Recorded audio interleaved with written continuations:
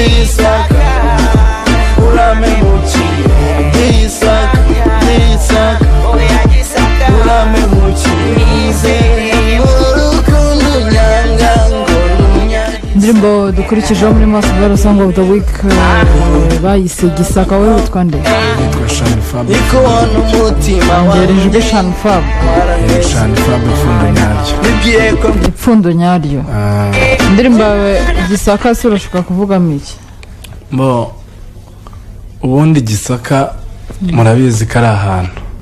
Gisaka ni ahantu kuva kera hari mu Gisaka, ariko muzi ko akenshi abantu ntabwo bakundaga kuhavuga neza, kuko baravuga ngo mu Gisaka bararuga, ngo bagenda ku dutaro, ibintu nk'ibyo.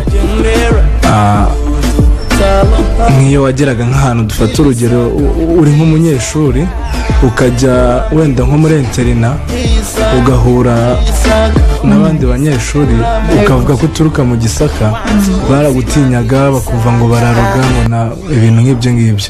Indirimbo ya Gisaka ni indirimbo y'urukundo. Ikintu nshaka kuvuga ni uko ni story, ni umukobwa wanze umusore uturuka mu Gisaka, ngo kubera ko aturuka mu Gisaka nyine akamwanga. Ako kantu niko nashatse kuvuga. So uturuka mu Gisaka bakaba barakwanze musaza? Oya ntago ari njyewe ni Silivizo mwakora? Oya ntago ari Silivizo. Bo en fait igitekerezo ni njyewe wakigize, ariko ntago byabayeho. Ni ukwicaraho ukamedita ikintu wumva ko gishobora kubaho, kandi ndumva gishobora kuba cyabaho. Icyo wahisemo gukorana na Silivizo mwahuye gute?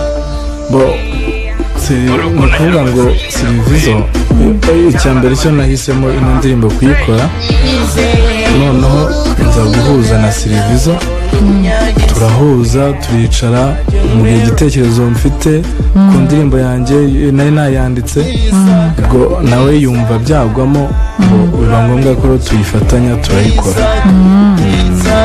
Production yanjye ni ya Scott. Scott muri Invisible Music ku Gisozi. Video yawe bayitegereze se cyangwa ni byanyu byanyu? Hari ubu baka kanya hari video lyrics, ariko kubera ko Silivizo ntabwo yagiye Uganda, niyo mpamvu ntabwo twe twabonaga naza mu Rwanda nibwo tuzayishutinga, then ubundi tubone kuririzinga. Reka mwifuriza amahirwe masake, kandi bari ikindi babwira bari bagukurikiye kwikomereza. Ikintu nshaka kubwira abamurikiye, icyambere ni ukubashimira cyane kuba baduteza amatwi. Ikindi cya kabiri, urukundo badufitiye gukomeza kurutugirira. Ikindi ni uko bakomeza gukurikirana ibihangano byanjye, bakora subscribe kuri YouTube channel yanjye yitwa Shani Fab Official.